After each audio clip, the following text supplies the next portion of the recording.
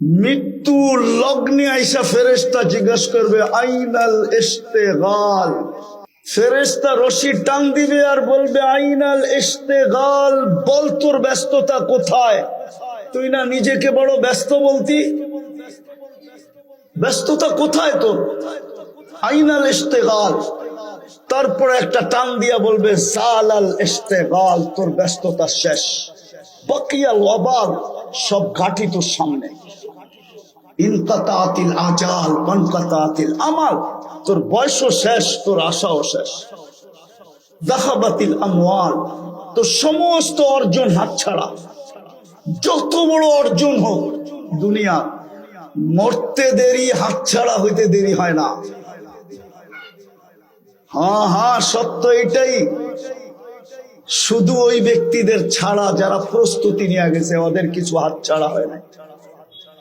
ওয়াজাত্তানি ওয়াজাত্তা কুল্লা শাই, এই কথাই সত্য। ওরা আল্লাহ পাইছে তো সব পায়া গেছে, কিচ্ছু হাতছাড়া হয় না। কি কিছু হাতছাড়া হয়েছে? কিচ্ছু হাতছাড়া হয় না ওদের। তৃতীয় ফেরেশতা বলবে যাহাবাতিল আমওয়াল, অর্জন শেষ। বাকিয়াতিল আমাল, আমল কর্ম তোমার সাথে আছে। সবাই সঙ্গ ছেড়ে দিবে, কর্ম সঙ্গ ছাড়বে না। ভাইও ছাড়বে, বোনও ছাড়বে, প্রিয় স্ত্রীও ছাড়বে, সন্তানও ছাড়বে। সবাই সঙ্গ ছেড়ে দিবে। বন্ধু ছাড়বে, বান্ধব ছাড়বে, সামনের লোকগুলা ছাড়বে, পিছের লোকগুলা ছাড়বে, ডাইনের লোকগুলা ছাড়বে, বামের লোকগুলা ছাড়বে। সবাই সঙ্গ ছেড়ে দিবে, শুধু কর্ম সঙ্গে থাকবে। কর্ম খোলার সময় নাই। ভালো হলে বড় ভালো, খারাপ হলে অবর্ণনীয় খারাপ। চতুর্থ একটা ঘোষণা আসবে দুনিয়ার মানুষের জন্য।